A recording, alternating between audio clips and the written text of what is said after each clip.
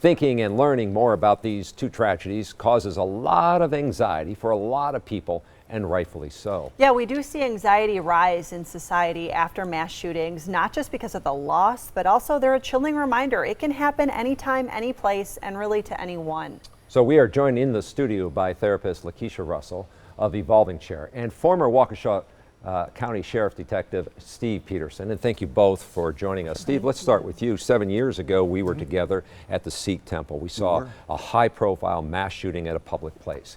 When it comes to public places, we saw in El Paso, the Walmart, and then in Dayton at a public entertainment venue.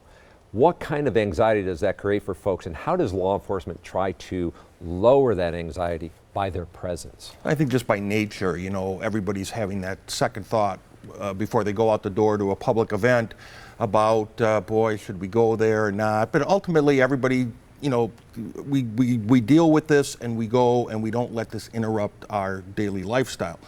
Law enforcement, on the other side of the equation, so to speak, is constantly evaluating these public venues, whether it be an entertainment district, whether it be the shopping center that's in their particular area jurisdiction, and there's training that's going on all the time. There's reevaluation of the safety plans, and they work together with the local merchants and then also the surrounding law enforcement agencies. So I guess from a safety standpoint, law enforcement knows the locations of these issues, and they train for these types of events. And Lakeisha, as a licensed therapist, I mean, we hear what law enforcement does. In terms of our own emotions, I mean, this is all a lot to process and take in every time. And so what can we all do? And I think just being open and honest about the emotions that we're feeling, because we're automatically feeling that hopelessness, that fear, and that anxiety, and feeling bad for what has happened. And so it's okay to actually process those emotions that we're feeling in that moment. Is it especially important? How do you talk to kids about this? I mean, it's on the news all the time, and little ones are seeing this. Yeah, and I think that is the toughest piece of it, right? Because you don't want to terrify the kids and have them thinking that nowhere is safe. But I think reinforcing as parents just that I love you and you are okay, and I will do whatever it takes to keep you safe. And when you're with me, that is my job, and my priority is to keep you safe. And Steve, so often we hear, see something, say something, but that is a powerful tool, isn't it? It is.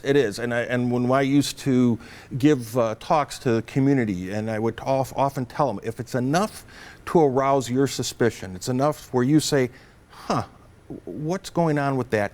That's where you need to start talking to someone else, and ultimately probably a law enforcement agency, and just report that, because that mere suspicion, you never know if you may help disrupt something.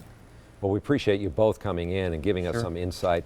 This is going to be something that's going to be with us for a long, long time. Unfortunately, this is like the 250th mass shooting this year alone. So thank you for your insight. We have a poll on our social media accounts. It asks, as the U.S. continues to deal with frequent mass shootings, we wanted to ask a question that has already sparked discussion in our own newsroom today. Do you ever think twice about your safety before spending time in public places? Please join our conversation.